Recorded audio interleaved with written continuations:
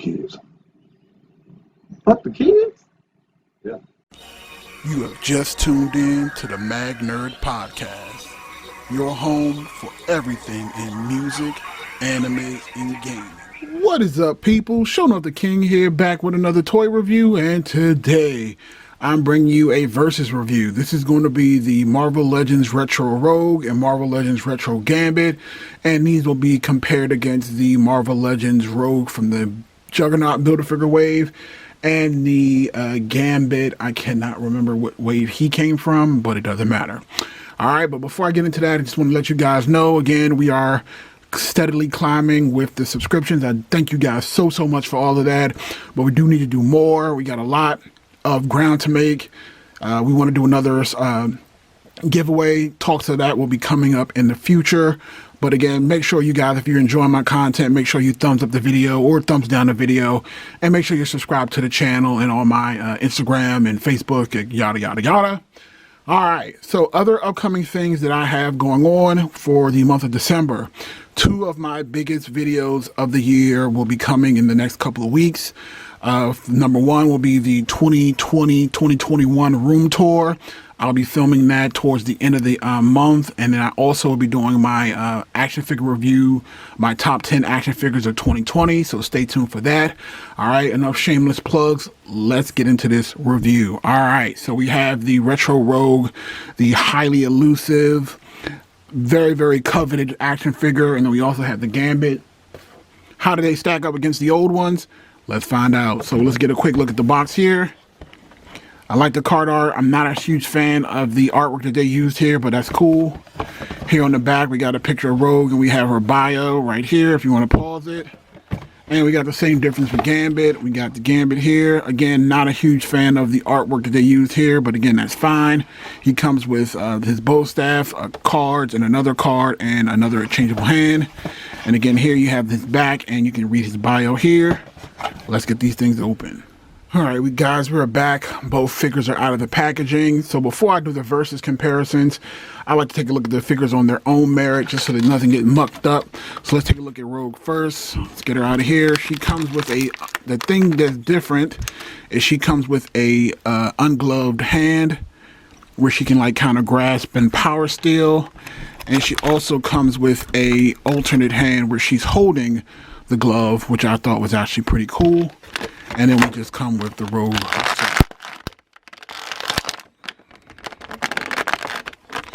Now, one thing that I do want to note is with this Rogue is it is using the same body mold, which is cool. I actually am very glad because a lot of times, you know, Marvel Legends as of late has been using female body molds that don't show the more bustier figures, which I do not agree with. But it looks like this Rogue has been kept intact, so I do appreciate that. Because again, if your figures are busty, then they need to be kept in that same quality, not just flat-chested if they're not supposed to be that. So you can take a look at this Rogue. Again, the face itself still does not hit that 90s aesthetic that we got from the TV show, but it is not bad at all. She does not look horrible. She definitely doesn't look like that horror Rogue from like the 80s, the Marvel Select, the Toy Biz one, Toy Biz Rogue. So again, she does look good. I love the color. I love the aesthetic. And again, I love the hair as well. And again, let's get a close-up of that face. She looks older though. That's the issue. She doesn't look young and vibrant. She just looks like she's an older Rogue, and I just don't understand their point in that. It's weird. But anyway, so that's Rogue. Then we have Gambit, and as you can see here, Gambit uses the exact same body mold as the other Gambit that came out, and he comes with an alternate hand as well, as you can see here. And he also comes with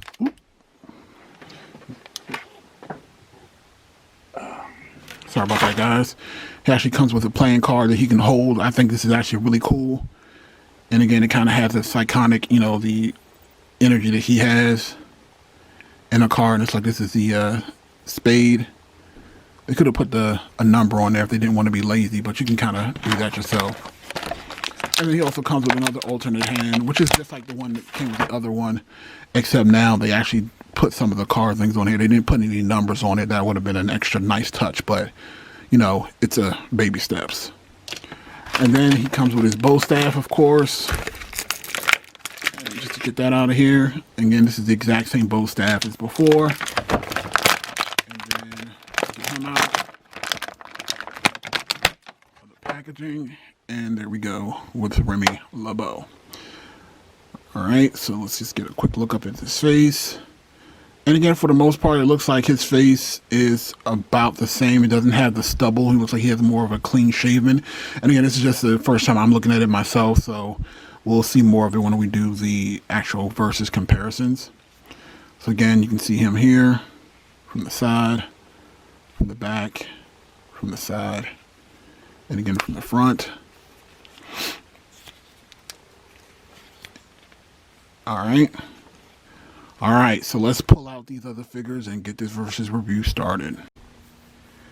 All right, guys, time for the versus mode. So I'm going to start with Gambit, since he is the least important of the two that needs to be versed. I think everybody has been waiting to compare these two rogues, and again, I know there are other YouTubers who've already done the reviews for these, but I just want to make sure I gave my perspective, because again, I have been collecting this Marvel Legends line for a couple of years now. Let's look at the Gambit. So, thanks for following, Rogue. As far as you can tell here, the both of them standing up next to each other, and again, it looks like the exact same body mold that was used. The only difference is just number one, the head sculpt.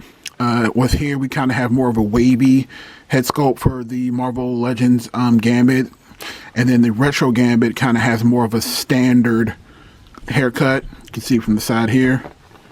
Not blowing in the wind or anything. I'm giving you a close-up like that, so you guys can see both of them. Now, obviously, we can tell that the trench coat is a lot lighter on this one than it is on this one. Now, if we're talking, now, the way that I want to compare these, because again, honestly, we're not going to compare articulation, because again, they're the exact same body mold. What we're going to do is we're going to compare the colors and then just the overall aesthetics, because that's, at the end of the day, is going to just determine which one of these is better. So, for me, what are we looking for? From the 90s TV show, which I'm basing this off of, Gambit's trench coat was a lot darker, so I'll give the edge to this Gambit for the overall aesthetic. Otherwise, he has a darker hue on his chest armor. I will give more credit to the retro Gambit, because as you can see here, they took the time to go on in and paint in the chest lines on his actual armor, which they did not do the first time around. And again, on the first time around, they gave him a little stubble on his chin here that you can see, and they gave him more of a clean shaven look on this end here. The cheekbones themselves are the same. He looks like he has more of a darker hue to his face here than he does on this side. And again, the eyes are about the same. So again, and also down to his armor on here, these are a lot lighter, as you can see here. And you can see here. Now, the big difference that people are going to always talk about is the accessories. This time around, they did give him the, again, as I showed you before, they gave him the cards on there. They show the actual number, like it's a spade versus the heart versus the club, etc. So overall, what I'm going to say is that I actually do enjoy the original Gambit more. Again, the benefit is here, though, is that these parts are interchangeable. So you can use the same hands on this Gambit that you use on the other Gambit. And I'm pretty sure, let's see right now, I can pop the head off of this Gambit, pop the head off of this Gambit, and swap them. Yep. So if you want, you can just go ahead and take the clean shaven Gambit with the non-blowing hair and put him on the original Marvel Legends Gambit that we had got before. And again, same thing with the hand. You can just pop that off like that. And you can pop on the other hand that gives you the better effect with the actual cards that you can see. Like so. So short and simple and sweet. I definitely think this is the better Gambit in my opinion. But again, it's almost a draw because again, you can reuse the same parts and it's not a big deal. All right. All right, now we're back with the Rogue comparison. All right, so this will be the controversial one, all right, because we got a lot of people out here who have been paying hundreds of dollars for this Rogue for the past couple of years because they've been in such short supply. And now that Hasbro has given us another release of Rogue, everybody who has been hoarding these Rogues are going to try to downplay this Rogue by saying this Rogue is better so they can keep charging more. So I'm here to give you my thoughts on which Rogue is better. Should you still be paying the absorbent amount of money for that Rogue, or should you just be trying to hunt down this Rogue, which is still actually probably around the $40 to $50 range if you're trying to get it on third market if you cannot find it in stores. So again, you can either pay $80 for that one or around $50 for this one. Is it worth it? Let's talk about it. All right, so one thing that I want to get straight out of the way is the comparison. So I, again, am comparing this to the 90s X-Men TV show that was on Fox. This is what I used to watch in my childhood, and I have to say that this Rogue is a better representation. Let me explain why. So in the TV show, Rogue's hair was not gray. It was white. So, you know, she grabs Mystique, she absorbs all of Mystique's powers, her hair turns white. She didn't grab Mystique, I'm sorry, Ms. Marvel, and her hair turns white. This hair is gray. I know you probably can't see it because of the glow of my camera. There it is, but you can see that is gray. That is not white, okay? Now, this is white. This is a perfect white that represents what was shown in that TV show. Not only that, if you turn it around, her hair goes all the way back white in this Rogue versus this Rogue where her hair is only white at the very tippy top. Now again, this Rogue might have been more of a representation of what was going on in the comics. I'm not 100% sure, but I definitely think that her hair should have went back a little bit more and it should have been white, not gray. Now let's also talk about the color. So the color that they decided to go with, now the color they decided to go with was probably more a TV show accurate because once again, this is a lighter shade of yellow that they used versus what they use here, which is almost like an orange. So again, I will give the edge to them on complete representation of what was shown in the TV show. Now, other than that, again, the accessories on this Rogue was also better. You get the ungloved Rogue and you get all that other extra stuff. I believe, if I'm not mistaken, that the only thing that this Rogue came with was a Mystique face, I believe. Yeah, I believe this Rogue came with a Mystique's face or Lalandra, something like that. I can't remember. Now, let's get a quick look at the bodies next to each other. Again, believe it or not, this Rogue has a bustier butt. Again, I'm not going to start filling this action figure up, but you guys can tell on your own. But you can kind of tell from the backside that this one has almost like a thicker body. This one looks like it has like slimmer legs. Again, it could be the exact same body, and it could just be wear and tear, but just something just tells you that this one feels a little bit thicker. But again, you guys can let me know in the comment section below. Again, you can see from the side here. Again, other than a different color palette, they are pretty much the same. And then the hair, again, with her hair here is kind of like blowing in the wind versus this is more of a relaxed hair position. Now, the big thing that everybody is talking about is which Rogue looks better. So let's try to get my camera to focus. And honestly, I'd have to say that this Rogue actually looks better.